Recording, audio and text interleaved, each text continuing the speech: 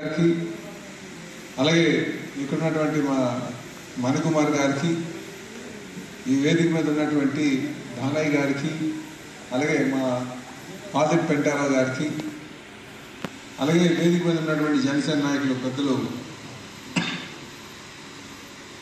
కాంతం వెంకట్రావు గారికి, అలాగే మా కాదాశ్రీని గారికి, ముఖ్యంగా మరి రాథోడ్ గారికి, మా రాథోడ్ గారికి, అలాగే దీప్తి గారికి, ఇంకా లెనిన్ గారికి, ఇంకనూ వెనక నుంచి దీన్ని నడిపించినటువంటి అందరికీ కూడా జోషి గారికి, ఇంకనూ పెద్దలందరికీ కూడా పేరు పేరున నా నమస్కారాలు తెలియజేసుకుంటున్నాను. సోదరులారా, మరి ఈరోజు నేను గాజువాక శాసనసభ్యుడిగా సైకిల్ గుర్తు పైన ఉమ్మడి అభ్యర్థిగా పోటీ చేస్తున్నాను. అలాగే శ్రీభరత్ గారు ఇప్పుడే మాట్లాడి వెళ్ళారు, వారు కూడా సైకిల్ గుర్తు మీద విశాఖపట్నం పార్లమెంట్కి ఉమ్మడి అభ్యర్థిగా పోటీ చేస్తున్నారు. మీ యొక్క అమూల్యమైన అతి పవిత్రమైన ఓటును సైకిల్ గుర్తుకు వేసి మమ్మల్ని గెలిపిస్తారని మిమ్మల్ని అందరినీ కూడా పేరు పేరులో నేను కోరుకుంటున్నాను. మరి సోదరులు, ఈరోజు స్టీల్ ప్లాంట్ మీరు ఏం చేసి ఉంటారని మీకు ఓటు అడుగుతున్నారని అడగచ్చు. నేను ఉద్యమం చేశామంటే అదొక పాటు ఆ ఆవేదనతో చేసి ఉంటుంది. కానీ దానికన్నా ముందు మేము చేసింది ఏంటంటే, ఉదూదు టైంలో ఇక్కడ పవర్ ప్రాబ్లం వచ్చినప్పుడు మనకి బ్యాకప్ పవర్ ఏదైతే పీజీలు ఉన్నాయో ఆ టర్బో జనరేటర్స్ అన్నీ కూడా షెడ్లు అవి పగిలిపోయి విరిగిపోయి వాటర్లో మునిగిపోయి ఉన్నటువంటి సందర్భంలో మనకు బ్యాకప్ పవర్ లేనప్పుడు, అలాగే మనకు ఉన్నటువంటి లైన్ ఏదైతే పవర్ వస్తుందో ఆ పవర్ 45 టవర్లు పడిపోయింది. ఆ టైంలో అందరూ అన్ని కార్మిక వర్గాలు, పార్టీలు, కార్మిక నాయకులు అందరూ కూడా నా దగ్గరికి వచ్చి 24 అవర్స్లో మీరు పవర్ కానీ రెస్టోర్ చేయకపోతే కోకో అండ్ బ్యాటరీస్ కిల్ అయిపోతాయండి. తర్వాత మాకు ఏదైతే హాట్ మెటల్ ఉందో ఆ హాట్ మెటల్ అంతా కూడా ఆ బ్లాస్ట్ ఫర్నెస్లో ఫిల్ అయిపోతుంది. దాని తర్వాత తీసుకోవాలని 3 years 3 సంవత్సరాలు లే ఆఫ్ వేసుకోండి. నిజంగా అంత పెద్ద సమస్య ఉందా? నిజం సార్ అని చెప్పేసి ఆ రోజు కార్మిక నాయకులు అందరూ వచ్చారు.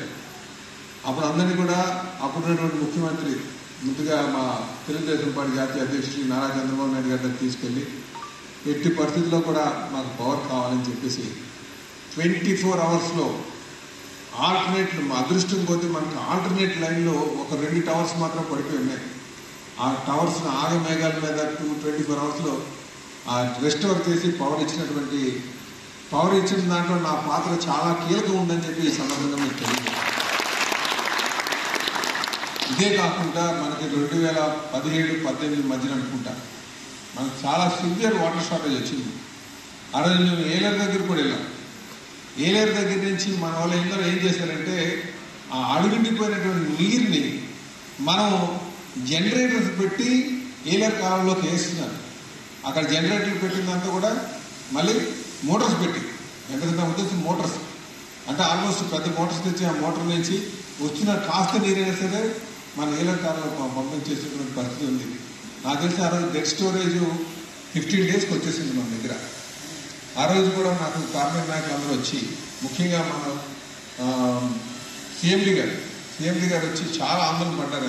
ఎండి గారు, మధుసూదన్ గారు, మాకు కానీ మీరు బ్యాకప్ వాటర్ అంటే మాకు ఆల్టర్నేటివ్గా వాటర్ సోర్సెస్ కానీ చూపించకపోతే మాకు ఆల్మోస్ట్ 90 MLD వాటర్ కావాలి డైలీ, మనకి చాలా ఇబ్బంది పరిస్థితి ఉంది, మీరు ఎష్యూరెన్స్ ఇవ్వాలని.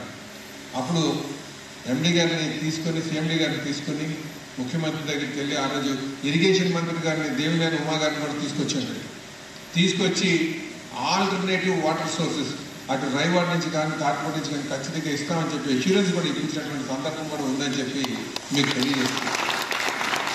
అంటే ఈ ప్లాంట్ని మేము పరిరక్షించాలని ఒక ధ్యేయం ఇక్కడ అందరూ నిర్వాసితులు కావచ్చు, కార్మికులు కావచ్చు, వీళ్ళందరూ కూడా ఈరోజు గాజువాక అంత పుష్కలంగా ఉందంటే, అంత సుభిక్షంగా ఉందంటే దానికి ముఖ్యంగా స్టీల్ ప్లాంట్ కారణం.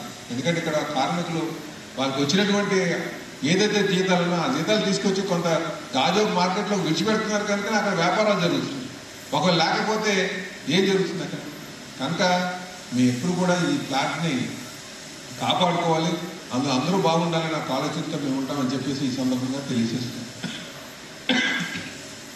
అలాగే సోదరులారా, ఇవే కాకుండా అటు కార్మిక వర్గానికి సంబంధించినటువంటి అనేక విషయాల్లో మేము ఎప్పుడు కూడా పోరాటంలో భాగస్వామ్యం అయ్యాం.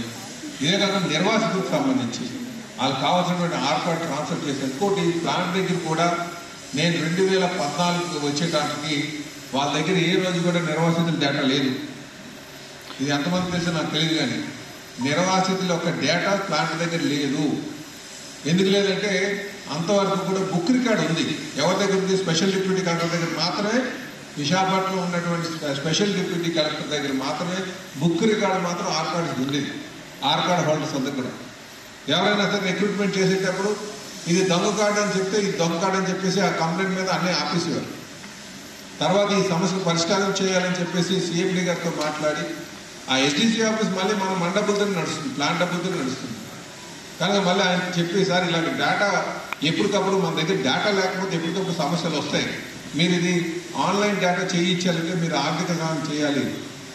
మీరు ఒక 25 లక్షల రూపాయలు ఆన్లైన్ డేటాకి శాంక్షన్ చేయబట్టి ఆయన శాంక్షన్ చేయించిన తర్వాత మొత్తం అన్ని ఆర్కాడ్స్ అటు మనకు అయిపోయినవి, ఇటు ఇంకా బ్యాలెన్స్ ఉన్నవి అన్నీ కూడా అయిపోయిన తీసిగా బ్యాలెన్స్ ఉన్నవన్నీ కూడా మన కంప్యూటరైజ్ కార్డ్స్ చేసి డేటా అంతా స్టాండర్డైజ్ చేసి ఒక లిస్టు మన ఇక్కడ లేబర్ డిపార్ట్మెంట్లో పెట్టి ఏదైతే నిర్వాసనకు సంబంధించిన దాంట్లో పెట్టి ఇంకోటి ఆన్లైన్లో అక్కడ పెట్టడం జరిగింది. దాంతో మనకి కంప్లైంట్లు ఇచ్చుకోవడం మానేశారు. ఎందుకంటే అందులో నేరుగా వెరిఫై చేసుకునేటువంటి పద్ధతి ఇచ్చాం. సో ఇలా నిర్వాసితుల పక్షాన కూడా మనం అనేక కార్యక్రమం చేసుకోవాలి. అందరూ కూడా ఆర్కాడ్ ట్రాన్స్ఫర్ చేయడం. కనుక స్టీల్ ప్లాంట్లో ప్రధానంగా రిమైనింగ్ ఆర్కాడ్ డేటా తీసుకొచ్చింది, ఆ స్టాండర్డైజ్ చేయించిందని దాంట్లో నా పాత్ర కీలకంగా ఉందనేది ఈ సందర్భంగా మేము తెలియజేసుకుంటున్నాం.